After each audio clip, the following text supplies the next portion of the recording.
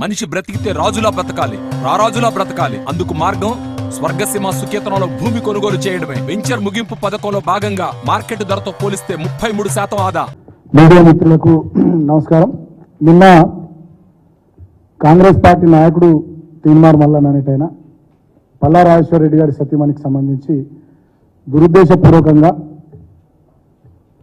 ఏదైతే అపవాదు చేసినారో దానికి సంబంధించి అన్ని విషయాలు చాలా చక్కగా పల్లా రాజేశ్వర రెడ్డి గారు చెప్పినారు. ఆయన నిన్న పల్లా రాజేశ్వర రెడ్డి గారి మా ఎమ్మెల్యే గారి సతీమణి మీదనే కాకుండా మొన్న కూడా మా మాజీ పార్లమెంట్ సభ్యులు కరీంనగర్ వారికి బోయినపల్లి వినోద్ కుమార్ గారికి సంబంధించి వారికి ఏదో అన్న ఉన్నారని అన్న బిడ్డకి ఏదో ప్రభుత్వం అక్రమంగా ఎలక్ట్రిసిటీ డిపార్ట్మెంట్లో ఉద్యోగం ఇప్పించిందని మొన్న వారి మీద కూడా బట్టగల్చి మీద వారేసే ప్రయత్నం చేసినారు. ఈ కాంగ్రెస్ పార్టీ నాయకులకు ఇంకా బుద్ధి మారతలేదు. వీళ్ళు అధికారంలోకి వచ్చిన తర్వాత ప్రజలకు పని చేయాలనేటటువంటి ఆలోచనను మర్చిపోయి ఇంకా వీళ్ళు అధికారంలో లేరు, అధికారంలో బీఆర్ఎస్ పార్టీ ఉంది కాబట్టి వాళ్ళ మీద నిందలేయాలి, వాళ్ళ మీద ఆరోపణలు చేయాలి, వాళ్ళ మీద దుష్ప్రచారం చేయాలనే ఆలయంలోనే ఇంకా ఉన్నట్టు అదే ధోరణి కనబడతా ఉంది. ఇప్పటికైనా పద్ధతి మార్చుకొని ప్రజలు మీకు అధికారం ఇచ్చినారు, మీకు అవకాశం ఇచ్చినారు, ప్రజాపాలన అన్నారు, దాన్ని మాటల్లో కాకుండా చేతల్లో ఆచరణలో ఆ పరిపాలనను చూపెట్టే పని చేయాలని చెప్పి నేను కాంగ్రెస్ పార్టీకి, ఈ ముఖ్యమంత్రి రేవంత్ రెడ్డికి, అదేవిధంగా కాంగ్రెస్ పార్టీ మంత్రులకు నేను హితవు పలుకుతా ఉన్నా. ఇంకా బీఆర్ఎస్ పార్టీ నాయకుల మీద అసత్య ఆరోపణలు, సత్యదూరమైనటువంటి ప్రచారాలు ఇవన్నీ బంద్ చేసుకోవాలని కోరుతా ఉన్నా. మా మీద ఎంత దుష్ప్రచారం చేయాలో అంత దుష్ప్రచారం చేసినారు. మీరు చేసినటువంటి దుష్ప్రచారాన్ని కొంతమేరకు ప్రజలు కూడా నమ్మినారు. మీకు ఒక అవకాశం వచ్చింది. సరే, అవకాశం వచ్చింది.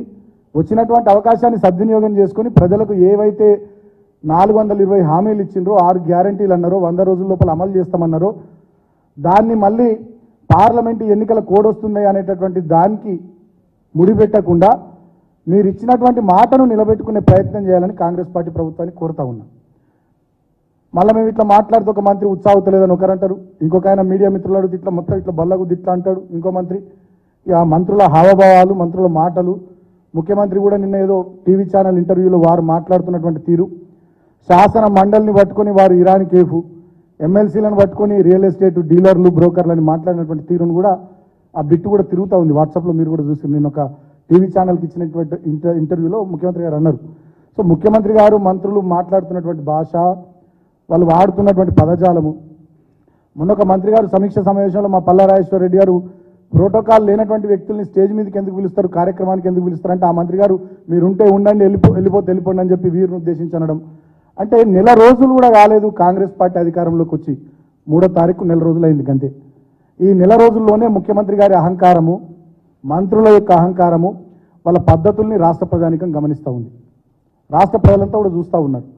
ఇచ్చిన మాట మీద నిలబడి చెప్పినటువంటి విషయాల్ని ఆచరణలో నిజం చేసి ఆశగా ఎదురు చూస్తున్నటువంటి ప్రజలకు సహాయం చేసే పనిని పక్కకు పెట్టి పల్లా రాజేశ్వర రెడ్డి గారి విద్యాసంస్థల మీద దాడి, పల్లా రాజేశ్వర రెడ్డి గారి సతీమణి మీద దుష్ప్రచారం, వినోద్ కుమార్ గారి మీద వారి మీద దుష్ప్రచారం, ఇతర మా మాజీ మంత్రులు, మాజీ ఎమ్మెల్యేల మీద దుష్ప్రచారాలు, ఇటువంటివన్నీ కూడా బంద్ చేయాలని నేను కాంగ్రెస్ పార్టీకి హితవు పలుకుతా ఉన్నా. ఇలాంటి కక్ష సాధింపు ఇది మంచి సంప్రదాయం కాదు. 10 సంవత్సరాలు మేము కూడా అధికారంలో ఉన్నాం, 10 సంవత్సరాలు మేము కూడా అధికారంలో ఉన్నాం. ఇప్పుడు గొట్టాలు పట్టుకొని యూట్యూబ్ ఛానల్లో ఎవరెవరైతే మా మీద ఆరోపణలు చేస్తూ ఉన్నారు, అడ్డగోలుగా దుష్ప్రచారాలు చేస్తూ ఉన్నారో, వీళ్ళు 10 సంవత్సరాలు ఇట్లా చేసినా కూడా మేమేమనలే, అసలు ఎవరినేమనలే. కానీ వాళ్ళ మీరు నెల రోజులకే మాజీ ఎమ్మెల్యేలకు గన్మెన్లను తీసేసిర్రు, మాజీ మంత్రులకు గన్మెన్లను తీసేసిర్రు, మాజీ ఎమ్మెల్సీలకు గన్మెన్లు తీసేసిర్రు. మేము 3వ తారీఖు నాడు ఓడిపోతే 4వ తారీఖే మా మంత్రుల క్వార్టర్స్కు R&B అధికారులు వచ్చి మీరు ఇమీడియట్గా క్వార్టర్లు కాల్ చేయాలని దబాయింపులు, ఎమ్మెల్యే క్వార్టర్స్, జిల్లాలో ఉన్నటువంటి నియోజకవర్గాల్లో ఉన్నటువంటి ఎమ్మెల్యే నివాస సముదాయాలు ఇమీడియట్గా ఖాళీ చేయాలని సామాన్లు బయట వారేయడాలు, మిర్యాలగూడ ఎమ్మెల్యే క్యాంప్ ఆఫీస్లో నుండి అయితే కేసీఆర్ గారి ఫోటో బయట రోడ్డు మీద తీసుకొచ్చి పెట్టి మీ కార్యకర్తలు దుక్కడాలు, ప్రగతి భవన్ లోపలికి పోయి కేసీఆర్ గారి పేరు ఆనాటి ముఖ్యమంత్రిగా వారు వేసినటువంటి శిలాఫలకానికి సంబంధించినటువంటి ఆ పేరును కూడా బురదతోని తుడిచేసే సిగ్గుమాలినటువంటి చర్యలు, నీతిమాలిన చర్యలు ప్రజలంతా చూస్తూ ఉన్నారు. ఇవి బంద్ చేయండి అని కోరుతా ఉన్నా. ప్రజాస్వామ్యంలో ఇది మంచి సంప్రదాయం కాదు, బంద్ చేయండి.